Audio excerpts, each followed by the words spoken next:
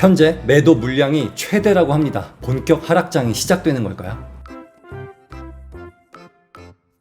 매도 물량이 많다는 기사 많이 보셨죠? 이 경제라는 것은 수요와 공급에 의해서 움직입니다. 저도 경제학과 통계학을 전공하면서 수요 공급 곡선을 진짜 많이 그려봤는데요. 그만큼이나 통계 프로그램도 많이 돌려봤거든요. 근데 그 통계 프로그램을 돌려보면서 깨달은 사실이 한 가지 있습니다. 어떤 범위의 자료를 뽑아 쓰는지, 어떤 기간의 자료를 뽑아 쓰는지, 그것에 따라서 결과값이 완전히 바뀔 수가 있어요. 즉, 내가 원하는 결과물을 통계로서 만들어낼 수 있다는 겁니다. 그래서 통계라는 것이 우리 눈에는 객관적인 것처럼 보이지만 사실은 객관적이지 않을 가능성도 매우 높습니다. 매도 물량이 최대니까, 즉 공급이 많으니까 집값이 떨어질 거다. 그러면 매도 물량이 줄어들면 집값이 올라갈까요? 예를 들어 볼게요. 마포 레미안 푸르지오가 현재 시세가 한 18억 정도 합니다. 근데 부동산에 매물은 거의 없는데 호가가 23억 정도 되는 게 한 개 딱 올라와 있어요. 그러면 사람들이 살까요? 안 사겠죠. 반대로 호가가 17억인 매물이 있어요. 1억이 싸죠? 그러면 사람들이 살까요? 1억 싸네? 하고 매수세가 붙을 겁니다. 다른 상황을 볼게요. 마포레미안 푸르지오 매물이 엄청나게 많이 나와 있는데 호가가 다 20억 정도에 나와 있어요.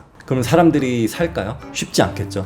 최근 실거래가는 18억인데 호가가 2억이나 비싸네? 이렇게 사기 어려울 겁니다. 즉 매물 수 그 자체가 중요한 게 아니라 집주인들이 얼마나 빨리 팔고 싶어 하느냐, 아니면 여유가 있느냐, 이 분위기를 보셔야 하거든요. 그 분위기는 어디서 볼 수 있냐면 바로 내 현장에서 볼 수 있습니다. 그리고 집주인이 집을 팔고 나면은 통장에 돈이 들어오겠죠. 그 돈으로 무엇을 하느냐도 중요합니다. 만일 이게 다시 부동산 시장으로 흘러 들어간다면 부동산의 유동성은 다시 커지게 되는 거예요. 반대로 부동산 매수를 안 하고 현금으로 가지고 있거나 소비를 하거나 주식을 사거나 이렇게 되면은 부동산에 있던 유동성은 줄어들게 되는 거겠죠. 따라서 매도를 해서 수중에 생긴 돈이 다시 부동산으로 흘러 들어가느냐 아니면 다른 곳으로 가느냐, 이걸 봐야 한다는 겁니다. 매도 물량이 많으니까 떨어지고 매도 물량이 적으니까 올라가고 금리가 높으니까 떨어지고 금리가 낮으니까 올라가고, 이런 무조건적인 규칙은 부동산 시장에서 적용이 되지 않습니다. 그때의 경제 상황, 시세의 고평가와 저평가 구간, 공급 물량 등등 많은 변수들이 적용하기 때문에 단순히 몇 가지 상황만 가지고는 미래를 예측할 수 없다는 거죠.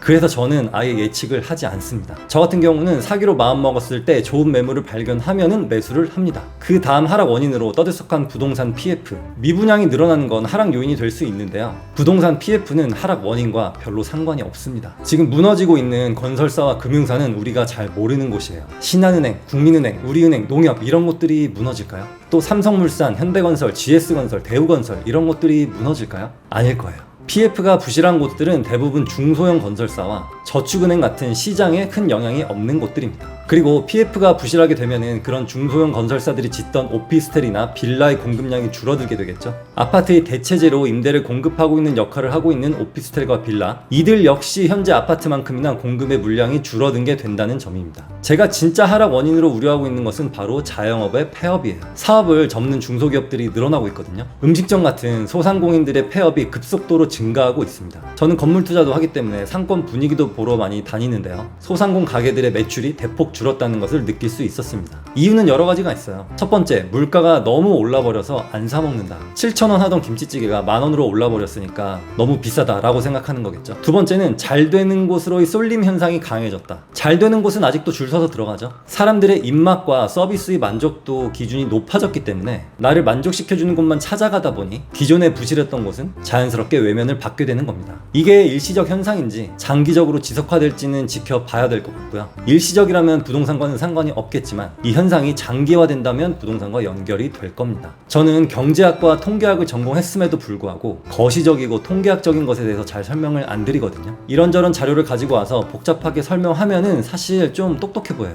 듣는 사람도 내가 지금 고급 정보를 듣고 있구나 라는 직접 허영심까지 생기게 합니다. 근데 저는 누구나 다 쉽게 아는 게 중요하다고 생각하거든요. 그래서 제 영상이 길지 않은 것도 그런 이유고요. 다시 정리하면은 공급 물량이 늘었다고 해서 무조건 가격이 내려가는 게 아니고 매물의 호가는 어떤 방향으로 가고 있고 거래가 이루어졌을 때 매도인의 자금은 어디로 갈 것인지 이거를 봐야 되는 게 더 중요하다는 거예요. 더 더워져서 걷기 힘들기 전에 조금 선선할 때 현장 분위기를 보러 밖으로 한번 나가보시는 게 어떨까요?